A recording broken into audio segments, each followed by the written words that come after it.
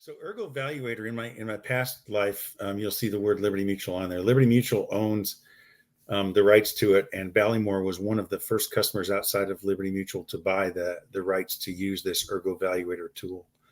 And it was developed over the last several years. I was actually a couple of years back involved in some of the beta testing of it. Go ahead to the next slide, and we'll give you just a quick outlook.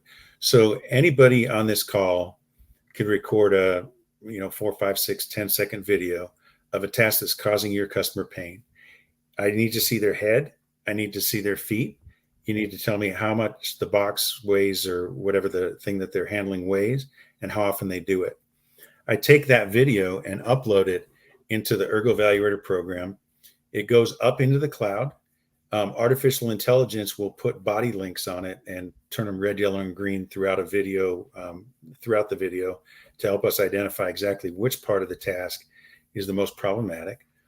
From the safety geek side of it, it will spit out the NIOSH lifting equation, the lifting index. It'll spit out the Liberty Mutual population percentages.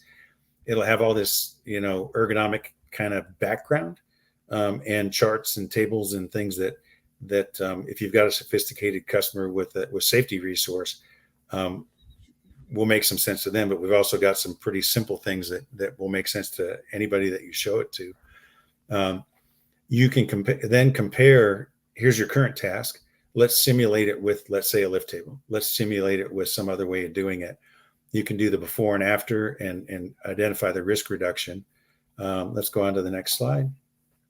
So this is just an example of Jack, one of our sales guys who you may be familiar with.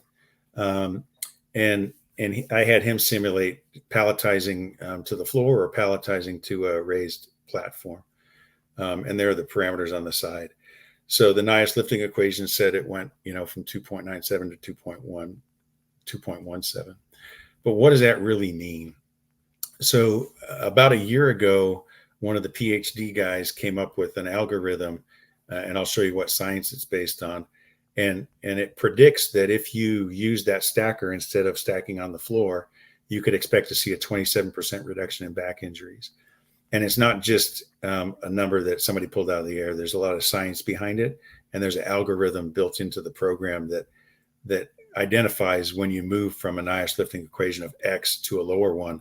What does that really mean? What should the customer expect to see from an injury reduction standpoint?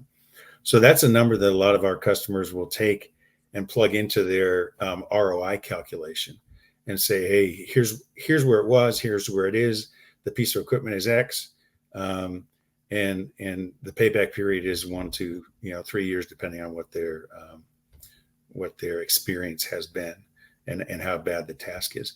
So that back injury rate predictor did not exist more than maybe a year and a half ago. And it's something that's super powerful. The other thing that you get from us when you interact with us on the ErgoValuator is you get an MP4 file of that lift through its entire lift. So someone who's not an ergonomic specialist can pretty quickly pick up on the red, yellow, green and say, hey, this is the part of task. That low bend is what we're trying to eliminate. How can we eliminate it? We can get it off the floor. And there's several different ways to do it. There's low cost ways to do it, and there's more efficient, higher cost ways to do it as well. So this is, it's for safety people, this is super exciting. And I think people outside the safety world, when they can get that back injury rate predicting number, plus a nice, video graphic, it really helps influence the buying decisions.